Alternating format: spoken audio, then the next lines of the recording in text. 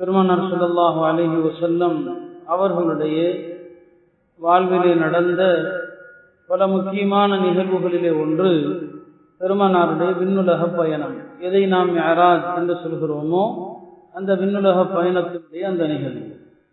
மிஅராஜை குறித்து பல சந்தர்ப்பங்களிலே பல வருடங்களில் தொடர்ந்து உங்களுக்கு நான் விரிவாக சொல்லியிருக்கிறேன். ஒவ்வொரு ஆண்டுமே மிஅராஜ் குறித்து எல்லா தகவல்களையும் விடுபடாத அளவிற்கு விரிவாகவே சொல்லியிருக்கிறேன். ஆனாலும் கூட ஆண்டுதோறும் ஒவ்வொரு வருடமும் அதை திருப்பி திருப்பி சொல்வதனுடைய நோக்கம் என்ன என்று சொன்னால், 3 காரணங்களுக்காக இந்த மிஅராஜுடைய இந்த தினத்தை ஒட்டி இந்த வரலாறு மீண்டும் நமக்கு நினைவுபடுத்தப்படுகிறது. 3 காரணங்களுக்காக. முதல் காரணம் என்ன? ஒன்று, இது பெருமானாருடைய வாழ்க்கையிலே நடந்த ஒரு வரலாறு. ரசூல் ஸல்லல்லாஹு அலைஹி வஸல்லம் அவர்களுடைய வாழ்க்கையில் நடந்த ஒவ்வொரு சம்பவமும் மறக்காமல் நமக்கு இருக்க வேண்டும். நாம் சீக்கிரம் மறக்கக்கூடியவர்கள். எனவே மறக்காமல் இருப்பதற்கு இது திரும்ப திரும்ப நமக்கு நினைவூட்டப்படுகிறது. குர்ஆனிலேயும் அல்லாஹ் தஆலா இந்த மிஅராஜ் குறித்து பல வசனங்களிலே அல்லாஹ் குறிப்பிடுகிறான். திருக்குர்ஆனுடைய 15வது ஜுஸுனுடைய ஆரம்ப வசனத்திலே அல்லாஹ் இந்த பயணத்தை குறித்து சொல்கிறான். சுப்ஹானல்லதி அஸ்ரா பிஅப்திஹி லைலம் மினல் மஸ்ஜிதில் ஹராம் இலல் மஸ்ஜிதில் அக்ஸா.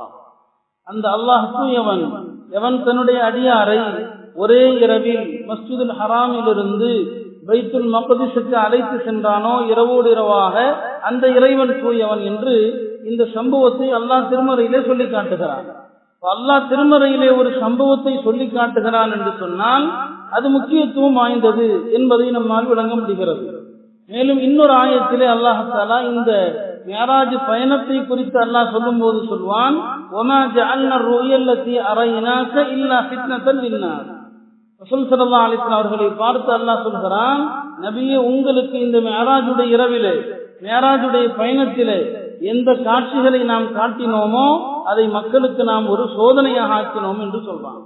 அப்ப இந்த மிஅராஜுடைய பயணத்திலே பெருமானார் கண்ட அந்த காட்சி ஒரு சோதனை. அதை ஏற்றவர்கள் ஏற்றார்கள், மறுத்தவர்கள் மறுத்தார்கள். அல்லாஹ் திருமறையிலே இதையும் சொல்லி காட்டுகிறான்.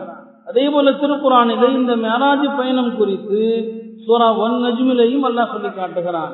பெருமானார் ஸல்லல்லாஹு அலைஹி வஸல்லம் அவர்கள் விண்ணுலக பயணம் சென்ற அந்த நேரத்திலே நடந்ததை நஜ்ம் என்ற அந்த சூறாவிலும் அல்லாஹ் திருக்குர்ஆனிலே சொல்லி காட்டுகிறான்.